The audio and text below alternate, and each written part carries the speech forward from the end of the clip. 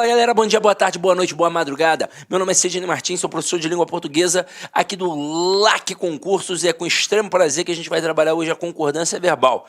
E como eu já disse a vocês, aqui o camarada vai na ferida. O pior avaliador não é aquele que só trabalha com concurso público a vida inteira. É aquele que antes de trabalhar com concurso público foi professor de escolas fundamentais. É exatamente isso, ter o professor no ensino fundamental, porque ele vai diretamente na ferida. Pois a lacuna que você tem hoje, a deficiência que você tem hoje aos 30, aos 40 anos, você não adquiriu agora, você adquiriu quando era criança, quando era adolescente. Então o avaliador ele sabe, é por isso que ele brinca com essas frases grandes. Se você já fez um módulo de redação, você já deve ter escutado do teu professor para não produzir períodos longos nem inversões. Aí pensa comigo, vamos pensar. É errado produzir um período longo? Claro que não é. Quem já fez faculdade sabe que ao ler um autor que produz períodos longos, você reproduz períodos longos. Ao ler um autor que produz períodos curtos, você reproduz períodos curtos. Mas nós estamos falando, por exemplo, da redação do concurso público. E quando você produz períodos longos, você fica fadado a erros gramaticais. 2 no caso. O primeiro de concordância, porque o núcleo do teu sujeito pode ficar muito distante do teu verbo, e aí você pode cometer o erro de concordância. Segundo erro, erro de pontuação. O sujeito pode ficar muito grande, você pode sentir aquela falta, aquela necessidade de dar uma respirada, ó. Ufa! Aí tá com uma vírgula ali, e vai acabar separando, por exemplo, um sujeito do verbo, e vírgula é processo sintático, e não pausa de respiração. Inversão, tá errada a inversão? Não, não tá. Grandes escritores da nossa literatura produzem maravilhosos textos repletos de inversão. O nosso próprio hino nacional, ele é repleto de inversões, que em figuras de linguagem nós chamamos de hipérbatos. Agora, quando você produz um texto, se você produz invertido, você dificulta a compreensão de quem está lendo. É por isso que o teu professor de redação pede para você produzir períodos curtos e sempre na ordem direta. Por que período curto? Porque evita o erro de concordância e o erro de pontuação. Por que na ordem direta? Porque facilita a compreensão.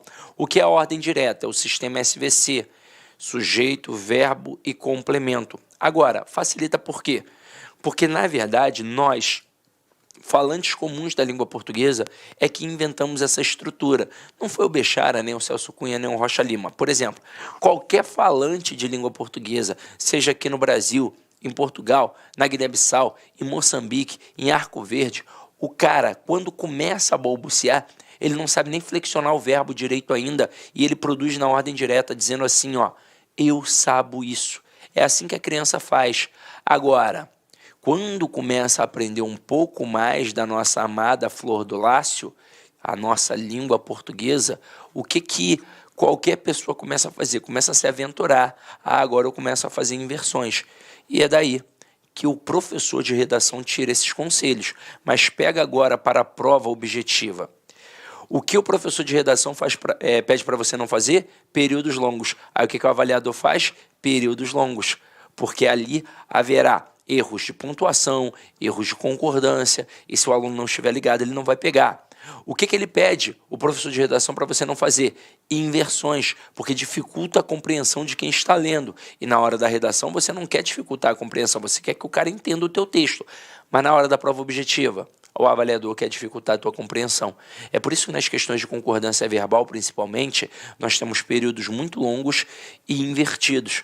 Qual é a dica? Qual é o bizu? Sempre procurar o verbo, achar o sujeito e ficar ligado em quem de verdade é o núcleo do sujeito. Então acompanha aqui comigo, já uma pegadinha que poderia cair na tua prova.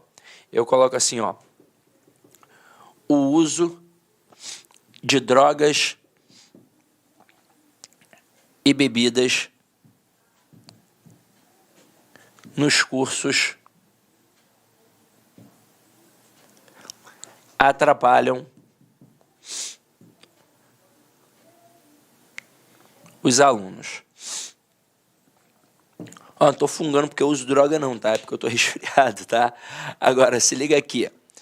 Quando você olha para uma frase assim, num primeiro momento, você acha até que ela está correta, porque você entende a ideia transmitida e tudo escrito corretamente, então parece que está tudo muito ok. Mas para descobrir se a frase está certa ou errada de acordo com a concordância verbal, o bizu é logo achar quem? O verbo. E por quê? porque é o verbo que vai me dizer quem é o sujeito. Não dá para olhar para os substantivos e achar que ali eu vou encontrar o sujeito. Não, eu tenho que primeiro achar o verbo e perguntar a ele quem é o sujeito. Sempre perguntando quem ou o que. Então, neste momento, você vai ver que o verbo se apresenta no plural. Mas, como eu já disse a vocês, a minha pergunta nunca pode ser de cara no plural. Ela tem que ser no singular, porque pode ser uma pegadinha. Eu ainda não fiz a pergunta, por exemplo, não sei quem é um referente. Então, quem ou o que atrapalha os alunos? O uso de drogas e bebidas. Isso tudo aqui é o meu sujeito. Agora, eu te pergunto, já que você viu a aula de tipos de sujeito, aquele sujeito ali é simples ou composto? Se você respondeu composto, você deu mole. Aqui é um sujeito simples. O núcleo é a palavra uso e não drogas e bebidas. Ué, mas por que não drogas e bebidas, Sidney? Porque está preposicionado. E eu já te mostrei que o núcleo do sujeito jamais pode ser preposicionado. É óbvio que semanticamente a palavra drogas e bebidas acabaram chamando mais a tua atenção. Mas tudo que é escrito não é escrito à toa. Sempre existe uma intencionalidade discursiva. Então, por exemplo, se a minha intenção como autor do texto fosse dizer que as drogas e as bebidas atrapalham sempre os alunos em qualquer tipo de situação nos cursos, a frase seria: drogas e bebidas nos cursos atrapalham os alunos. Eu teria um sujeito composto, o verbo ficaria de fato no plural. Para concordar com os dois núcleos, eu estaria exatamente dizendo isso, que as drogas e as bebidas nos cursos atrapalham qualquer tipo de aluno. Agora, a minha intenção não foi esta. A minha intenção foi dizer que apenas o uso atrapalha. Então aqui pode ter um monte de droga, maconha, loló, cocaína, zirê, MD, êxtase, tudo. Aí tu vai falar assim: caraca, Sidney entende de droga, eu sou do Rio de Janeiro, irmão. Vamos lá, tô brincando, ó. Vem aqui comigo. Nesse momento, se eu usar a droga, vai me atrapalhar, obviamente. Porque o uso atrapalha. Mas e se eu não usar? Aí não vai me atrapalhar. Não vai fazer nenhuma diferença na minha vida. Então aqui quem de fato concorda com o verbo é o núcleo do sujeito. Como o núcleo se encontra no singular, o verbo vai ficar no singular. Então a frase correta: o uso de drogas e bebidas nos cursos atrapalha os alunos. Pois o que de fato atrapalha é o uso. Até aí, tudo bem? Então, aqui a gente já começou a perceber como é que funciona o processo. Vamos continuar com as outras frases.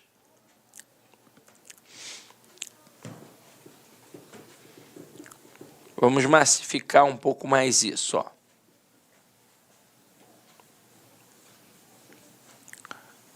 Olha só essa daqui. O som agradável dos cantos dos pássaros acalmam nossas almas intranquilas. No primeiro momento, obviamente que parece certo. Mas vamos lá, vamos descobrir. Eu vou achar o verbo e vou perguntar a ele quem é o sujeito. Quem ou o que acalma nossas almas intranquilas? A resposta: o som agradável dos cantos dos pássaros. Tudo isso é o meu sujeito. Agora, quem é o núcleo do sujeito? Sempre o substantivo, sem preposição. Então, aqui no caso, ó, a palavra som. Então, como o núcleo do sujeito está no singular, como é que tem que ficar o verbo? No singular. Pois o que de fato aqui acalma nossas almas intranquilas não é o canto, não é o pássaro, e sim o som dos cantos dos pássaros. Então, por isso o verbo fica no singular. Agora, olha essa segunda aqui. O choro das crianças das comunidades carentes nos comovem. Quem ou o que nos comove? Vamos, achei o verbo, vou perguntar a ele quem é o sujeito. A resposta: o choro das crianças das comunidades carentes. Tudo isso é o meu sujeito. Agora, quem é o núcleo do sujeito? É a palavra choro.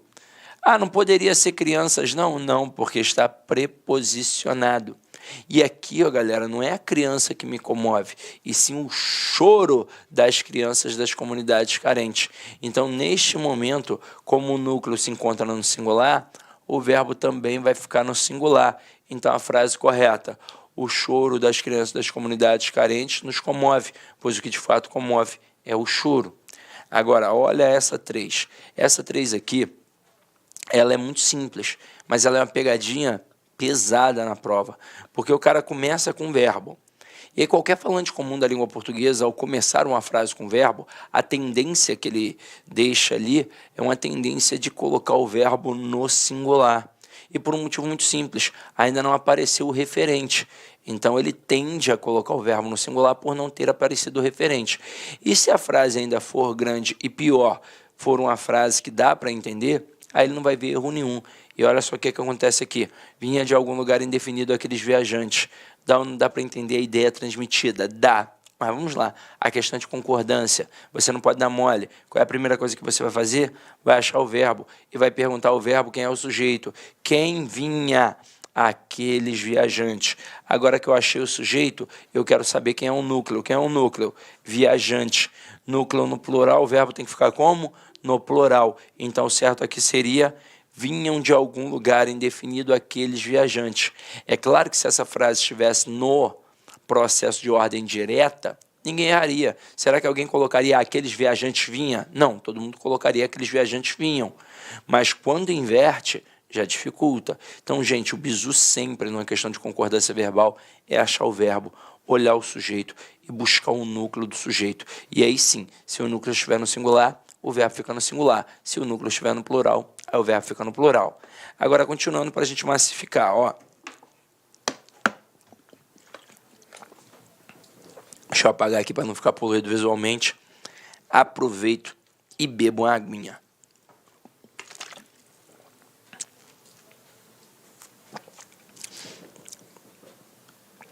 Estou me sentindo até a Gabriela Pugliese. Gabriela Pugliese malha assim, ó, com a garrafona d'água assim, bebendo, ó. Só que o meu corpo não tá igual ao da Gabriela Pugliese, né? Mas vamos lá. Aqui, ó. Ocorreu mudanças significativas durante o processo eleitoral. Que tipo de candidato ainda confunde isso? O cara que acha que o verbo haver, o verbo existir, ou ocorrer ou acontecer são impessoais. Mas você já viu na aula de tipos de sujeito o verbo haver no sentido de existir, ocorrer e acontecer é impessoal. Ele obrigatoriamente fica no singular. Agora, o verbo existir, ocorrer e acontecer, estes verbos, eles são pessoais. Então aqui, ó, o que ocorreu? Mudanças significativas. Núcleo, mudanças. Então tem que ser ocorreram mudanças significativas durante o processo eleitoral. Na próxima, o homem humilde tem certas necessidades que as pessoas abastadas não têm. Galera, verbos ter e vir são verbos muito presentes nas provas de concursos públicos, até porque eles são fronteiriços entre a concordância verbal e a acentuação. Na verdade, é mais concordância verbal do que qualquer outra coisa, porque aqui vai entrar o acento circunflexo, que é um acento diferencial para marcar a pluralização na língua portuguesa. Pluralização. Então eu coloco assim, ó. O homem tem problemas. E os homens têm problemas. Observe o que acontece na primeira frase. Eu quero saber quem é o sujeito. Eu pergunto para quem? Eu pergunto para o verbo. Então aqui, ó, o verbo. Quem é que tem problemas? O homem. Isso tudo é o meu sujeito. Agora, quem é o núcleo? Homem. Núcleo no singular, verbo no singular. Então, tudo ok. Agora, na segunda frase, quem é que tem problemas? Os homens. Isso tudo é o meu sujeito. Agora, quem é o núcleo? Homens. Núcleo no plural, verbo tem que ficar como? No plural. E eu não posso deixar um verbo no plural igual um verbo no singular. Tem que ter alguma coisa para diferenciar. E o que vai ser? O acento circunflexo. Então, galera, na língua portuguesa, o acento circunflexo sempre vai ser a marca da pluralização. Detalhe, isso serve tanto para os verbos ter e vir, como também para os seus derivados, como manter, entreter, provir, intervir e por aí vai. Agora, por que isso é perigoso? Porque na hora que você lê em voz alta, por exemplo, você sequer chega a perceber a diferença, porque a grafia é igual e a pronúncia é igual. Então, o bizu que eu te dou está fazendo questão de concordância verbal, achou ali verbos ter ou vir, ou então um derivado, olha logo para ver quem é o núcleo do sujeito. Esse acento circunflexo aqui, só se o núcleo estiver no plural. Então, volta aqui para a frase, ó.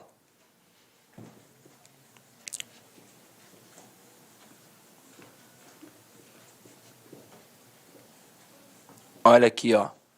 O homem humilde tem. Quem é que tem? O homem humilde. Quem é o núcleo? Homem. Então, homem no singular, verbo no singular. Tranquilo. Tem certas necessidades que as pessoas abastadas não têm. Quem aqui agora não tem? As pessoas abastadas. Quem é o núcleo? Pessoas. No plural. Como é que tem que ficar o verbo? No plural. Então, eu coloco o acento circunflexo. Então, esse era o erro. Questão 6. As crianças da cidade se mantêm alheias a tudo. Quem é que se mantém alheias a tudo? As crianças da cidade grande. Eu não acho que não tinha falado o grande. Neste momento, quem é o núcleo do sujeito? Crianças. O núcleo está no plural, o verbo tem que ficar como? No plural. Ah, Sidney, mas o mantém aqui já tem um acento. Mas tem um acento agudo. Se aqui fosse criança, aí sim eu diria a criança da cidade grande se mantém alheia a tudo. Neste momento, o verbo estaria no singular. Mas por que tem aquele acento? Ora, porque é uma regra básica de acentuação. Oxítona terminada em assim como tem a palavra também. Então, tem um acento. E acento agudo é só um pauzinho, então não tem como você confundir. Só um pauzinho é singular. Acento circunflexo, ó, são 2 pauzinhos, então por isso plural. Então, ali ficou faltando o acento circunflexo para concordar com o termo crianças. E com isso, a gente fecha a primeira pegadinha da tua prova. Agora a gente vai começar a falar de outras pegadinhas possíveis. Então vamos lá. Próxima pegadinha aqui, ó, é em relação ao sujeito composto. Existe a possibilidade de nós termos aqui 2 tipos de concordância. E vamos trabalhar isso agora com calma, ó. Presta atenção no que eu vou te falar. Olha essa primeira frase. O gato e a gata miaram. Isso aqui está na ordem direta, em que eu coloquei primeiro o sujeito composto e depois o verbo. Quando isso acontecer, eu vou ter aquilo que eu chamo apenas de concordância gramatical. E o que é a concordância gramatical? Uma concordância baseada na soma. É a concordância natural de qualquer falante comum da língua portuguesa. Então, se é baseada na soma, o verbo obrigatoriamente vai concordar com os 2 núcleos do sujeito. Por isso, o gato e a gata miaram. Não existe outra possibilidade. Agora, quando eu coloco na ordem invertida, quando eu começo primeiro com um verbo e depois eu coloco o sujeito composto, aí eu tenho 2 tipos de concordância, tanto a atrativa quanto a gramatical. Então aqui quando eu digo miaram o gato e a gata, eu tenho a concordância gramatical, em que o verbo vai concordar com os 2 núcleos, por isso miaram o gato e a gata.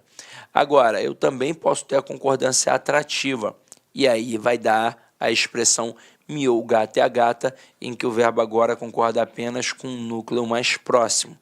E aí se liga só na parada que eu vou te falar. Por que é importante saber isso? Porque às vezes o avaliador é extremamente traiçoeiro. Então, numa questão objetiva, por exemplo, ele pode colocar assim, ó, dentre as opções abaixo, qual é aquela que está em desacordo com o padrão culto da língua? Aí ele coloca a letra A, o gato e a gata miaram. Letra B, miaram o gato e a gata. Letra C, miou o gato e a gata. E na letra D e na letra E, vai falar outras coisas completamente diferentes do papagaio, do periquito e por aí vai. Aí o candidato desavisado vai pensar, é uma dessas 3, pô, elas são muito parecidas. Só que na verdade as 3 estão corretas. Agora você, quando produz o texto, o que a gente faz? A gente coloca sempre na ordem direta, mas é importante saber que na hora dessa inversão aqui, eu posso ter a concordância gramatical e também a concordância atrativa. Por isso que eu posso dizer, chegaram o professor e o seu aluno, ou então chegou o professor e seu aluno. Agora, se eu tivesse colocado o verbo na ordem direta, se eu tivesse colocado o sujeito composto antes e depois o verbo, aí eu só poderia ter a concordância gramatical. Eu só poderia ter o professor e seu aluno chegaram. Entenderam a pegada? Essa não é muito difícil, não. Agora, continuando aqui, ó. Quando eu tenho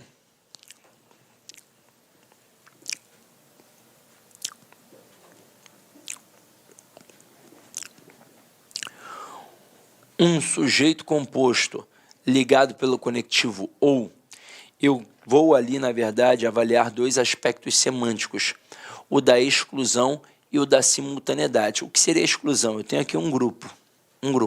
Eu retiro o camarada do grupo. Isso é uma exclusão. Agora, simultaneidade é quando todos do grupo realizam aquela função. Então, aqui, ó, quando eu digo João ou José casará com Maria, pelo padrão cultural da nossa sociedade, não são os dois que vão casar. Ah, mas meu vizinho, ele tem duas mulheres, Sidney. Ele é casado com duas mulheres. Não, ele fez uma união poliafetiva. Casamento na igreja ainda não rola. Então, aqui, ou só o João ou só o José é que de fato vai casar com a Maria. Então, aqui, ó, houve uma exclusão. Se houve uma exclusão, só um ganhou a parada aqui, eu vou deixar o verbo no singular. Agora, quando eu coloco muito frio ou muito calor podem matar o bebê, aqui de fato não é só o frio ou só o calor, aqui os dois podem matar o bebê. Então existe uma relação de simultaneidade. Com isso o verbo obrigatoriamente fica no plural. Continuando nossa brincadeira, vamos lá. Esse trema aqui saiu safadinho, vou corrigir agora, porque esse trema aqui não era para estar aqui, foi o sistema que jogou, né? Vamos lá, a gente faz aqui as coisas ao vivo. Vamos lá, ao vivo. Tirar esse trema safado aqui, ó. Pá. Pronto. A gente faz ao vivo, quem sabe faz ao vivo. Se liga só. Neste momento aqui, quando eu tenho um sujeito composto com núcleos coletivos ou quase assim, são palavras semanticamente muito similares, muito próximas. O verbo pode ficar no singular ou então concordar com os elementos. Então aqui, ó, a paz e a tranquilidade comoveu o povo ou a paz e a tranquilidade comoveram o povo. Nós, naturalmente, vamos acabar jogando para o plural. A paz e a tranquilidade comoveram o povo. Mas como essas duas palavras aqui, elas estão dentro de um nicho semântico, a gramática permite que você deixe o verbo na terceira pessoa do singular. Então, cuidado com isso. Ah, isso cai em prova? Cai, por incrível que pareça, cai. E se você der mole, o avaliador te derruba, tá? Agora aqui, ó, molezinha. Quando a gente tem sujeito composto por pessoas diferentes. Se eu tiver a primeira pessoa do singular, o verbo obrigatoriamente vai ficar na primeira pessoa do plural. Então aqui, ó, eu, tu e ele chegamos. Tem a primeira pessoa do singular? Tem. Então, verbo na primeira pessoa do plural. Agora, se só existirem ali segunda e terceira, eu tenho duas possibilidades. Eu posso ter tu e ele chegastes com a segunda pessoa do plural, o vós, ou então tu e eles chegaram como se o sujeito fosse vocês, como se eu dissesse assim, ó, vocês chegaram. Essa possibilidade é inerente? É, isso faz parte da língua, é um fato culto, então você tem que adotar, tranquilo? Aí agora a gente vai pegar um cara que você vai marcar um asterisco aí. Esse cara é importante, quando a gente tem núcleo coletivo seguido de especificação. Não só núcleo coletivo, expressões partitivas que têm a mesma ideia, a maioria, a minoria, por aí vai. Então, olha só o que acontece aqui, ó. A gente já colocou especificado. Vou colocar frases 1 e 2. Na frase 1, um grupo de estudantes se aproximou. Quem é o sujeito? Um grupo de estudantes. Na frase 2, um grupo de estudantes se aproximaram. Quem é o sujeito? Um grupo de estudantes. Na frase 1, quem é o núcleo do sujeito? Grupo. Na frase 2, quem é o núcleo do sujeito? Grupo. Caramba, não pode ser estudante? Não, porque estudante está preposicionado. Mas com certeza, semanticamente, chamou mais a tua atenção. E por isso a gramática permitiu os dois tipos de concordância verbal. Na primeira frase, a gente tem aquilo que a gente chama de concordância gramatical, que é uma concordância baseada na soma. Ou seja, o verbo vai concordar com o referente. E quem de fato é o referente do verbo é o núcleo do sujeito. Então aqui, ó, o núcleo é a palavra grupo. Tudo bem que indica uma coletividade, mas estruturalmente se apresenta no singular. Então, portanto, o verbo fica no singular.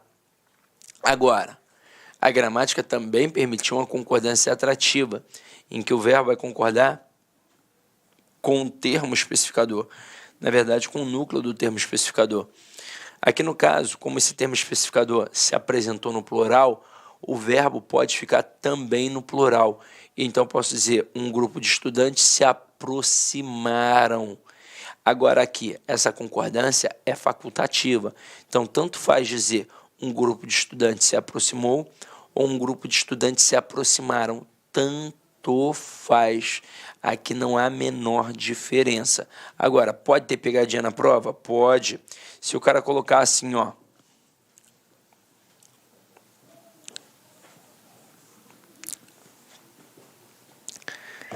A maioria do povo passarão.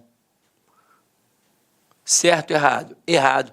Mas, Cisne, eu aprendi que essas expressões partitivas, quando são especificadas, o verbo pode ficar tanto no singular quanto no plural. Não. Você pode ter dois tipos de concordância. E aí o verbo pode concordar com o núcleo do sujeito ou então com o termo especificador. Como aqui o termo especificador se apresentou no singular, o verbo só pode ficar no singular. Porque, olha só, o verbo pode concordar tanto com o núcleo quanto com o termo especificador. Tudo bem que maioria e povo indicam coletividade, mas estruturalmente se apresentam no singular. Então, aqui eu só posso ter a maioria do povo passará. E em que tipo de situação eu poderia ter aí, então, Cisne, o verbo no plural? Se eu tivesse colocado a maioria dos alunos.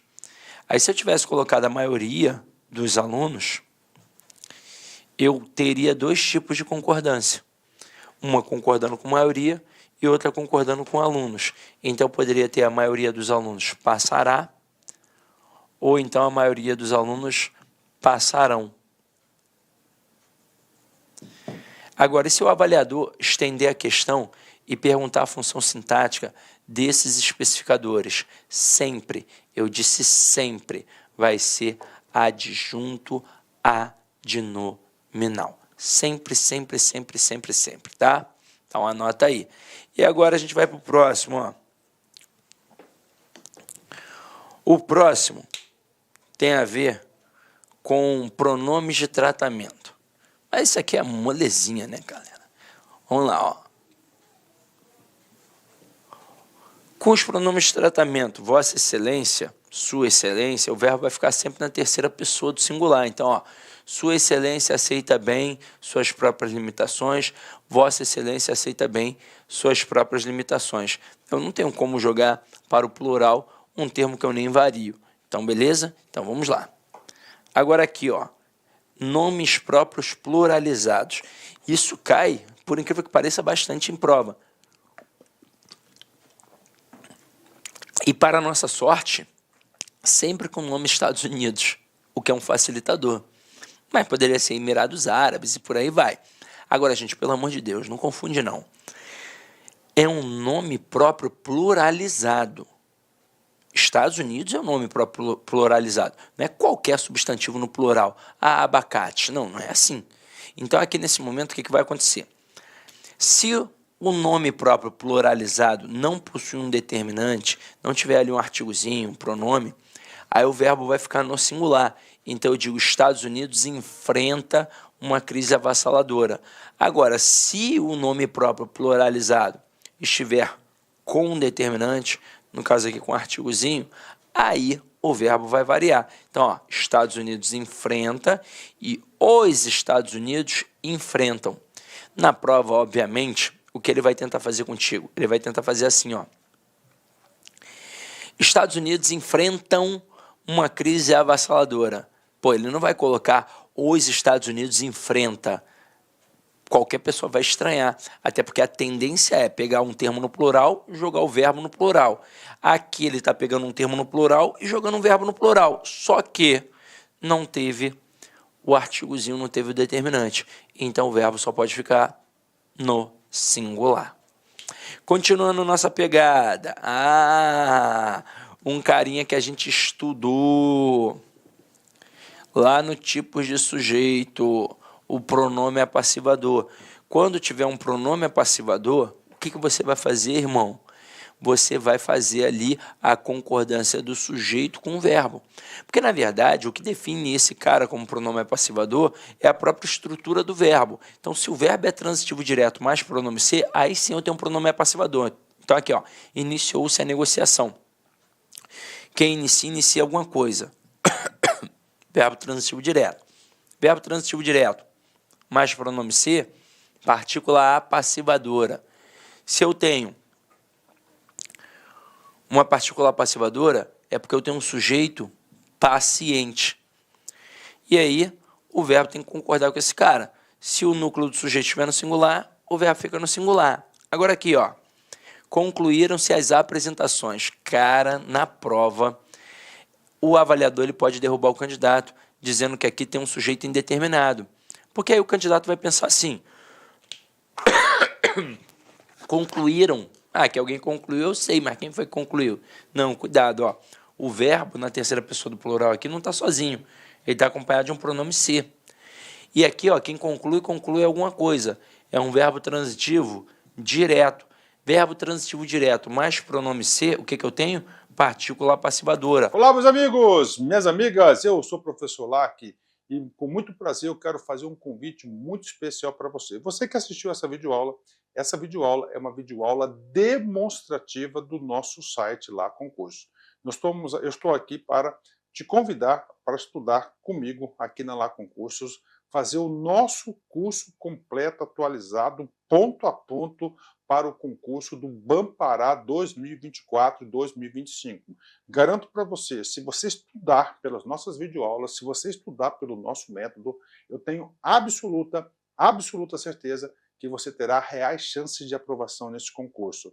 Nós aqui da Lá Concurso, nós estamos no mercado há 15 anos e nesse período nós tivemos a oportunidade de atender todos os concursos de carreiras bancárias no Brasil e, claro, com milhares e milhares de aprovação. Professor, qual que é o valor do investimento? Acredite, pagamento único, o melhor custo-benefício do mercado, o melhor custo-benefício do mercado.